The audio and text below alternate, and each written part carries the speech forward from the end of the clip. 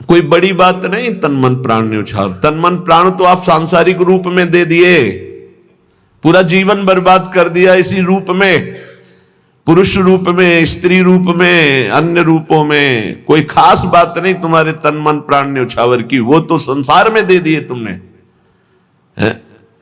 सांसारिक रूप जो पांच भौतिक है, दुर्गंध युक्त है, जो मल से भरा हुआ है, उसमें प्राण न्यौछावर कर दीजिए, तन मन प्राण न्यौछावर कर दिए। देखो ना कि कितनी ऐसी घटनाएं हैं, लगा कि अब नहीं मिल पाएंगे तो दोनों ने मिलकर जहर खा लिया, दोनों ने प्राण त्याग दिए। किसके? परस्पर शरीर के केवल परिचय में। पापाचरण करके, धन कमा करके सोचते हो परिवार को सुखी करके हम सुखी हो जाएंगे, कदापि सुख नहीं मिलेगा। संतास लाग्यो भूतेत्य फल कलनु मुह्यति कुदी, अय दुर्बुद्धि तेरा नाश हो जाएगा, तू समझ नहीं पा रहा, तो भी मोह से युक्त है। इसलिए मानव जीवन ये अंतिम जीवन हमारा होना चाहिए। जो जो हमारे परिवार में हमारे साथी बने हैं, पत्नी पुत्र, सबका कल्याण करूंगा। जब 21 पीढ़ियां तर जाती हैं तो औरों की बात क्या। हे सच्ची मानो, तुम्हारा इतना महान बल है कि तुम अपने बल को जागृत करो तो तुम पूरे परिवार को क्या मम भक्ति युक्तो भुवनम पुनातो, पूरे मृत्यु लोक को तारने की सामर्थ्य आ जाती है नाम जापक में। राधा नाम मत भूलो, पाप कर्म के द्वारा कमाया हुआ धन सर्वनाश कर देता है, ये दिमाग में बैठा लो। जैसे तुम्हें कोई बढ़िया खीर दे और कान में विश्वसनीय आदमी बता दे विष मिला है तो खाओगे नहीं, ऐसे ही तुम्हें शास्त्र सम्मत बात बता रहे, पाप का धन तुम्हारा सर्वनाश कर देगा, लेकिन तुम ये बात नहीं मानोगे। मत गिर इस अंधे कुएं में, मत गिर, ये संसार एक अंधा कुआं है जहां गिरने के बाद कुछ नहीं दिखाई देता। मरना ही मरना है, क्योंकि नीचे काल रूपी सर्प पड़ा हुआ है, वो तुम्हें डस लेगा। गृहांध कूपे पतितः, डस क्या लेगा, उसने डस लिया है, बस लीलना बाकी रह गया है। कितना? बोले 50 साल का हो गया। अब पता नहीं 50 मिनट है कि नहीं है, वो बस एक झटका लगना है, अंदर गए। जय श्री हरिवंश प्रपंच बंच सब, काल ब्याल को खायो। काल रूपी सर्प ने तुम्हें पकड़ रखा, खा गया।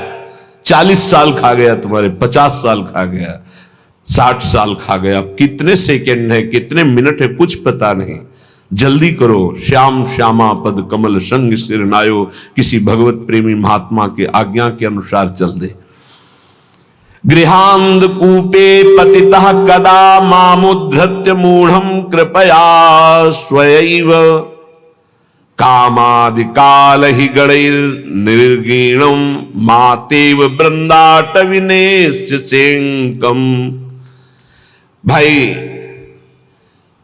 ये संसार एक बहुत गहरा अंधकार में कुआं है। दूसरे रूप में देवर्षि नारद जी प्रचेता गणों से कहते हैं कि तुमने एक छिद्र देखा है, जिस छिद्र में प्रवेश होने के बाद आज तक कोई लौटा नहीं, उसी छिद्र में सारा संसार जा रहा है। माया अंधकार, इसमें जब से सृष्टि हुई तब से आज तक हम नहीं लौट पाए, अपने स्वरूप में नहीं आ पाए, अपने प्रभु के पास नहीं आ पाए। ये तो असीम कृपा प्रभु की हमें सत्संग मिल रहा है, नहीं हमें होश ही नहीं रहे कि मुझे करना क्या है, क्या कर रहा हूं, क्या नहीं करना चाहिए, क्या करके मुझे अपने स्वरूप की प्राप्ति होगी, कहां जाना है, मैं कौन हूं, कौन मेरा है, कोई मतलब नहीं, बस बढ़ा चला जा रहा है इस अंधकार में, छिद्र में। प्रचेता गणों को वैराग्य होता है देवर्षि नारद जी के उपदेश से। अगर साधु संग ना मिले तो कोई संसार रूपी अंधे कुएं से निकलना ही नहीं चाहता, अच्छा लगता है। गृहांध कूपे, ये गृहस्थी बहुत सुंदर साधन है भगवत प्राप्ति का, बहुत सुंदर साधन है। यदि सुलझ करके संत संग करते हुए संतों के द्वारा बताई रहनी से रहा जाए तो घर में ही भगवत प्राप्ति हो जाए, गृहस्थ धर्म में। पर बहुत कठिन है। गृह कारज नाना जंजाला, तेति दुर्गम शैल विशाला। कलह, अशांति, तृष्णा, वासना, कामना, नाना प्रकार की समस्याएं, नाना प्रकार की चिंताएं, नाना प्रकार की आवश्यकताएं इतनी माया फेंक देती है कि घर गृहस्थी में उलझा हुआ व्यक्ति ये सोच ही नहीं पाता कि मेरा जन्म किस लिए हुआ है। सच्ची कहते हैं आपसे, कभी हमने सुना ही नहीं कि भगवत प्राप्ति करनी है या भगवत प्राप्ति क्या है, कोई चर्चा नहीं सुनी हमने। बस वही जहां चार लोग बैठेंगे, यार तुम तो बड़े भाग्यशाली भय, अपने लड़का का ब्याह कर लिया, अब कोई मिले तो यार हमारे भी लड़का करवा दे। यही प्रपंच की बात है, यही प्रपंच। हमने तो गाड़ी खरीद ली, हमने मकान बना लिया, हमने बस यही उपलब्धियां, यही जीवन का लाभ। कोई भजन, कोई भगवत प्राप्ति या कोई आवागमन से मुक्ति की बात कहीं आपको नहीं मिलेगी। अगर मिलेगी तो भगवत प्रेमी महात्माओं के संग से मिलेगी। ये हमने देखा है, खूब अच्छे से देखा है। सर्दी का समय है, आग जला ली, 10 लोग बैठ गए, 4 घंटे वही प्रपंच, एक बार राम कृष्ण हरि, एक बार भी नहीं। किसी के हृदय में भजन की कोई वृत्ति ही नहीं। गृहस्थी में हमने देखा। ये तो बड़े अहोभाग्य हैं जो अपने घर परिवार के सब कार्यों को सुव्यवस्थित करते हुए भगवत आराधना, भगवत प्रार्थना, भगवत सेवा, भगवान नाम जप, अरे हम इनको बहुत धन्यवाद देते हैं। दिन भर रिक्शा चलाते हैं, वृंदावन वास करते हैं, श्री जी की सेवा पधराए हुए हैं। कैसे बताएं कितने सौभाग्य इनके हैं। मरा जा रहा है प्राणी, केवल रुपया पैसा भोग सामग्रियों, मर गया फिर न जाने कितनी नीच योनियों में जन्म होता है। ये गृह कारज नाना जंजाला, तेति दुर्गम शैल विशाला। बहुत बड़ा पहाड़ है गृहस्थी का, जिसको पार करके भजन करना। गृहस्थी अगर थोड़ा भजन करके धर्म से चले तो उतने से ही भगवान प्रसन्न हो जाएंगे, क्योंकि बहुत कार्य उसके पास है। आप उन समस्याओं को नहीं समझ सकते हैं जो विरक्त भाव में है, क्योंकि अपने लोगों ने देखा ही नहीं उस विषय को, बचपन से निकल पड़े। लेकिन थोड़ा अनुमान लगा सकते हैं।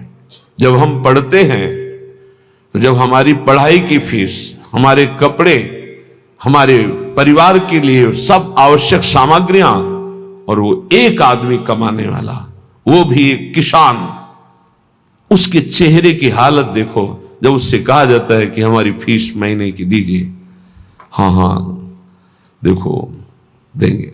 एक किसान आदमी अगर 4 टमाटर खरीदने जाएगा तो गेहूं बेच के उसकी सिंचाई कितना कितना कितना का।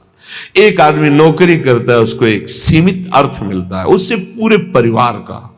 वो भजन, भगवत प्राप्ति, मोक्ष प्राप्ति, अरे भूल जाओ, कहीं कोई चर्चा नहीं। हमने देखा है कोई चर्चा नहीं। प्रथम वर्ण में जन्म हुआ है तो भाई थोड़ा तो हुए, सुनो जल्दी तैयार, ओम जय जगदीश सर, जल्दी तैयार करो, कोई मतलब नहीं है। तन मन धन सब तेरा, सब चिंतन उधर चल रहा है। उसको अपने कार्य में जाना है, हल जोतला है, या अपनी ड्यूटी में जाना है, या भगवत प्राप्ति चिंतन। गृहांध कूपे, बूढ़ा की घर में जानते हो कैसे होती है, छोटा लड़का लाना, बस उसको डुलाते रहो, माला नहीं लेके बैठे लो। गीता भागवत सुनने का स्वभाव है नहीं है। बहुत बहुत बहुत धन्यवाद है जिनको गृहस्थी में रह के भजन करते हैं। यही शब्द श्री भगवान के हैं। देवर्षि नारद जी ने कहा, प्रभु धन्यवाद गृहस्थी को। जब मन काम आया तो पत्नी है, मोह आया तो पुत्र है, भोजन की ही तो रसोई है, हर व्यवस्था है प्रभु।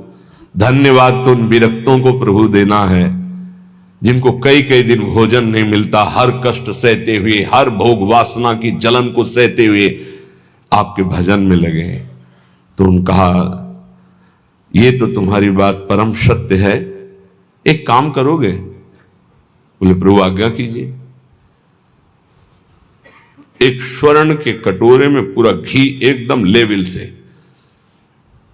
और कहा एक परिक्रमा लगाओ वैकुंठ की, एक भी बूंद घी नहीं गिरेगा, अगर गिरा तो सुदर्शन चक्र है पीछे। तो प्रभु ये कोई समस्या में फंसा दिया। बोले नहीं, करके आओ बड़ी सावधानी से, एक भी बूंद नहीं गिरना चाहिए। पूरा का पूरा चिंतन में एक बूंद गिरा तो पीछे साए मचे हुए सुदर्शन चक्र जी की। परिक्रमा पूरी करके आए, बोले प्रभु एक भी बूंद नहीं गिरा। बोले वो तो गिरा होता तो सुदर्शन चक्र जी आपको दंड दे देते, तो गिरा ही नहीं है। बोले प्रभु ये लीला क्यों कराए? बोले कितनी बार नारायण बोले? बोले नारायण बोले लेकिन सुदर्शन चक्र पीछे एक बूंद घी न गिरे, आप नारायण की बात कह रहे हो? बोले हाँ, गृहस्थी में ऐसे लाखों कार्य हैं, तुम्हें एक कार्य दिया सावधानी से करने का तो तुम भूल गए। गृहस्थी में लाखों कार्य हैं, अगर उन लाखों कार्यों को करते हुए वो मेरा स्मरण करता है तो धन्य है उसका जीवन। सच्ची मानना, बड़े बड़े परमहंसों के माता पिता गृहस्थ ही हुए हैं, बड़े बड़े परमहंसों का उदर पोषण गृहस्थों से ही होता है, बड़े बड़े परमहंसों के शरीर का वस्त्र गृहस्थों से ही मिलता है। आप गृहस्थ धर्म में रह करके यदि नाम जप करते हैं, अतिथि सेवा साधु सेवा करते हैं, तो सच्ची मानिए वो आपको निश्चित भगवत प्राप्ति कराएगा। निश्चित। एक तपस्वी आजीवन कठोर तपस्या जितेंद्रियता से जिस पद को प्राप्त करता है, गृहस्थी केवल पापाचरण न करे तो उसी से उसे भगवत प्राप्ति होती है। बड़े अकिंचन संत, खेत में सरसों की खेती पक गई थी, उसे अमनिया की जा रही थी। किसान आदमी के कुछ भोजन फिक्स होते हैं। जब चना और सरसों की खेती होती है तो सिर्फ उसी की सब्जी होती है और परेठा या रोटी। जब आलू की खेती होती है तो आलू की होती है। जब बाजरा ज्वार की खेती तो वही, उस बाजार से खरीद कर खाने वाली समस्या बहुत बड़ी होती है जो खेत में होती है। जो सदगृहस्थ होते हैं उनका कर्तव्य होता है एक बार वो खड़े होकर के पहले अतिथि का निरीक्षण करें भोजन पाने के पहले। दरवाजे में अगर घर में पा रहे तो दरवाजे के बाद, तो उसी धर्म का पालन करते पिताश्री से खड़े होकर देखते थे। खेत में जब काम, तो एक मार्ग था उसमें एक संत जा रहे थे, बिरक बुलाया, कहा स्वामी दंडी सन्यासी कहीं विचरण कर। कुआं था नजदीक, बैठ कर पाए वैसे हाथ में लेकर के वो जो बस हुए। आहा, बड़ा सात्विक, बड़ा पवित्र से, और कहा मुझे ऐसा लग रहा है कि आपके यहां भजन होता है। उनका क्या भजन होता है? किसान आदमी ऐसे।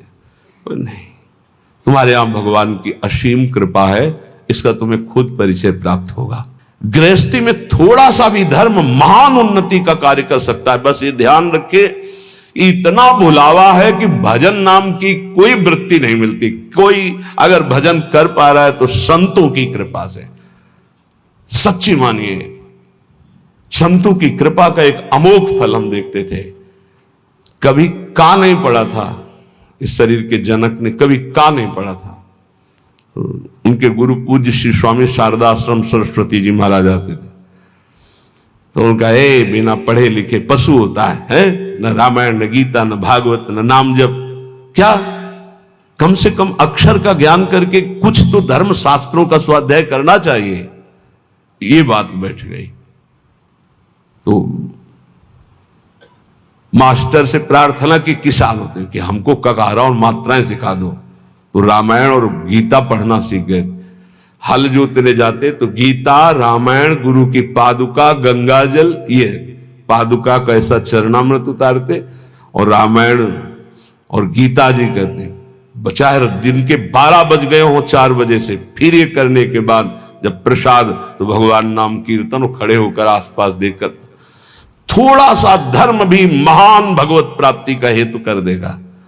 ऐसी संतानें प्रकट होंगी जो तुम्हारी पीढ़ियों की पीढ़ियां उद्धार कर देंगी। गृहस्थी बहुत बड़ा धर्म है, बहुत बड़ा धर्म है, इससे बड़ा कोई धर्म नहीं। ये मत सोचो जैसे लोग कह देते हैं ना, अरे हम तो गृहस्थ। गृहस्थ का मतलब समझते हो हर धर्म का जनक, हर धर्म की उत्पत्ति उसी से होती है, हर धर्म की पुष्टता उसी से होती है, हर धर्म की व्यवस्था उसी से होती है। आप गृहस्थ धर्म को बहुत हल्के में ना ले, भगवान का अवतार भी गृहस्थ धर्म में ही हुआ है। दशरथ, कौशल्या जी, नंद बाबा, यशोदा मैया, देवकी, वसुदेव जी, कश्यप, अदिति जी, जहां भी देखो बड़े बड़े जो वीतराग अवधूत, भगवान को वश में करने वाले प्रेमी महात्मा या साध्वी, वो सब गृहस्थ में हुई। यहां जो कह रहे गृहांध कूपे, गृह में ऐसे अंधे बन करके लगे हुए हैं कि ना नाम जप से मतलब, ना धर्म से मतलब। बोले भागो, इस अंधकार कुएं से भागो और प्रकाश की तरफ, तमसो मां ज्योतिर्गमय, अंधकार से हटो, बार बार जन्म मरण के चक्र से हटो, प्रभु के धाम में चलो। हम सब प्रभु के हैं, भूल करके इस जन्म मृत्यु में चक्र में ऐसे फंस गए कि इस योनि में उद्धार नहीं कर पाए। तो 83,99,999 योनियां ऐसी हैं जिनसे आप मुक्त नहीं हो सकते। केवल एक मानव देह है जिससे मुक्त हो सकते हो। इसलिए कह रहे हैं जन्मान्न संख्यानि गतानि में वृथा, व्यग्रात्मनो देह गृहादि के हया। एक आते थे नैमिषारण्य के संत भगवान, पूज्य श्री माता जी ऐसा वर्णन करके बताते थे। वो ऐसे रहते थे, कभी ऐसे नहीं करते। उनको इतना अनुभव था कि पास कोई आए तो तत्काल नाम लेके बुलाते थे। कभी सुना हो या ना सुना हो, देखा हो या ना देखा हो, कोई भी हो, ऐसे आ गए शंभू, हाँ स्वामी जी आ गए, नाम लेके पुकारना, देखना नहीं। यही वृत्ति श्री पूज्य हरि बाबा की थी। वो सदैव ऐसे ऐसे नहीं देखते थे। संतों का एक अपना नहीं। एक दिन वो आए और उनका चिलवा आ गया। उनको स्वामी जी अभी तो आप ही आए हो, कोई नहीं, हमें पूछ रहे हमारा चिलवा आया कि नहीं आया। स्वामी जी आप ही पहले आए हो, अभी तो घर में कोई आया है। बोले हाँ स्वामी जी संतान हुई है। बोले हाँ चलो आया, ठीक है, जा रहे हैं हम, कुछ दिन में ले जाएंगे। कोई उनके रहस्य को संतों को नहीं समझ पा, वो कभी किसी की तरफ नहीं देखते थे। अगर गृहांध कूप से कोई मुक्त करने के लिए है तो संत जन। आज हमारा ये दुर्भाग्य हो रहा है, पहले सौभाग्य था कि संत जन विचरण करते हुए गांव गांव घर घर को पावन करते थे। अब कलयुग का ऐसा प्रताप है कि गांव गांव में घेर कर मार डाले जाएंगे। जैसे जंगली पशु को मार डालते हैं ना, ऐसे संतों को मार डालेंगे। ये बच्चा चोर हैं, ये अमुक चोर हैं, ये अमुक चोर। ऐसा मलिनता बढ़ती जा रही, तो इसीलिए बड़े बड़े महात्मा सब तीर्थों में वास करते हैं, भगवत धामों में वास करते हैं। सही बात पूछो, संसार से मुक्त करने के लिए भगवत पार्षद ये संत जन ही हैं। जन्मान्य कितने जन्म व्यतीत, असंख्यानि, गिनती नहीं है। गतानि में वृथा, व्यर्थ चले गए। बहुत बार जन्मे, बहुत बार मरे। व्यग्रात्मनो देह गृहादि के हया, ऐसे ही मानता रहा हूं कि मेरी पत्नी, मेरे पुत्र, मेरा घर, मेरा मकान, फिर मरे, फिर वही, फिर वही। अद्यापि मुह्याम्यपि बुद्धिमान हम तवैव वृंदाटवी नाम में गति। आज थोड़ी बुद्धि जागृत है तो मेरी बात मान जाओ, भाग के आ जाओ वृंदावन। एक बार सत्संग सुन जाओ, एक बार बिहारी जी के दर्शन कर लो, एक बार यमुना रस रानी के समीप बैठकर नाम कीर्तन कर लो। ये किनके लिए कह रहे हैं? घर गृहस्थी में हो तो पैसा बढ़े, समय निकले तो विदेश घूमने की बात मन में मत लाओ। धर्म क्षेत्रों की यात्रा करो, भगवत क्षेत्रों की यात्रा करो, वहां संयम पूर्वक पुण्य अर्जन करो, नाम जप करो, तो तुम्हारा परम मंगल हो जाएगा। आज ऐसी बुद्धि खराब हो गई कि लाखों रुपया खर्चा करेंगे लेकिन ऐसी जगह देखेंगे जाके जहां बुद्धि और मलिन हो जाए। कहां जा रहे हैं? अमुक देश में जा रहे हैं। काहे के लिए? बोले नेत्र चराने के लिए जा रहे हैं। जैसे लोग बकरी चराने जाते थे, अब नेत्र चराने जाते हैं। हमें बताया गया कि वो बताया कि लाखों रुपए की टिकट लगाएंगे, लेकिन धाम में आकर के, तीर्थ में जाकर, संगम, काशी, कितने पावन पावन पुरिया हैं, 4 दिन का नाम कीर्तन बैठल आओ अखंड, 1000 2000 4000 संतों को बैठ के पवाओ, उनकी जूठन पाओ, देखो निहाल हो जाओगे।